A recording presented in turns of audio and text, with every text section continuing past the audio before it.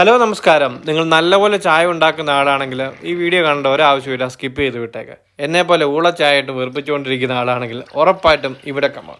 ഇത് ഫേസ്ബുക്കിലെ ഒരു വ്ളോഗ് എഴുതി കണ്ട് അത് വായിച്ചിട്ട് ഉണ്ടാക്കി നോക്കിയതാണ് കേട്ടോ. സംഭവം കൊള്ളാം, തരക്കേടില്ലാത്ത നല്ല ചായ.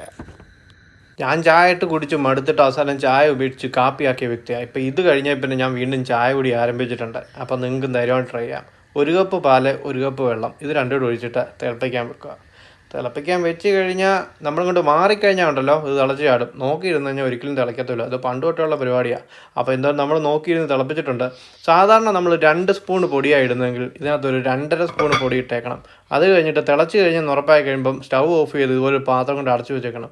കൃത്യം 4 മിനിറ്റ്, അതിൽ കൂടുതലൊന്നും വേണ്ട. 4 മിനിറ്റ് അല്ലെങ്കിൽ ഒരു 5 മിനിറ്റ് അടച്ചു വെച്ച് കഴിഞ്ഞിട്ട് തുറക്കുക.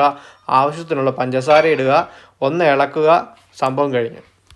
ഉണ്ടാക്കാൻ അറിയാവുന്നവർക്ക് ഏറ്റവും സിമ്പിളും വളരെ എളുപ്പവും വളരെ ഉന്മേഷം തരുന്ന ഒരു സംഭവമാണ് ചായ. എന്നാൽ ഉണ്ടാക്കാൻ അറിയാത്തവൻ ഉണ്ടാക്കിയാലോ ഊളച്ചായ എന്നൊരു പേര് അപ്പം തന്നെ കിട്ടും.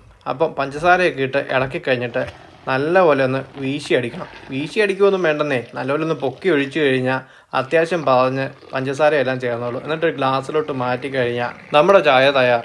അപ്പം ഇതുപോലെ ഇങ്ങനെ പതച്ചെടുക്കുവാണെങ്കിൽ അടിപൊളിയാണ്. അയ്യോ അതാണ്ട് പുറത്ത് പോയി. നമ്മൾ എവിടെ പരിപാടി അവതരിപ്പിച്ചാലും ഇതേ അവസ്ഥയാണ്. എന്നാലും കുഴപ്പമില്ല, ചായ കുടിച്ച് നോക്കിയിട്ട് ഇപ്പം അഭിപ്രായം പറയാം. പാർലേജി ബിസ്ക്കറ്റ് ഉണ്ടെങ്കിൽ ഒന്ന് മുക്കിക്കോളൂ. ഇപ്പോൾ ഏത് ബിസ്ക്കറ്റ് ആണെങ്കിലും മുക്കാം, എങ്കിലും ഒരു ഗുമ്മിന് പറഞ്ഞതാണ് പാർലേജി ബിസ്ക്കറ്റ് എന്ന്. ചായ ഒന്ന് കുടിച്ചിട്ട് ഇപ്പം പറയാവേ.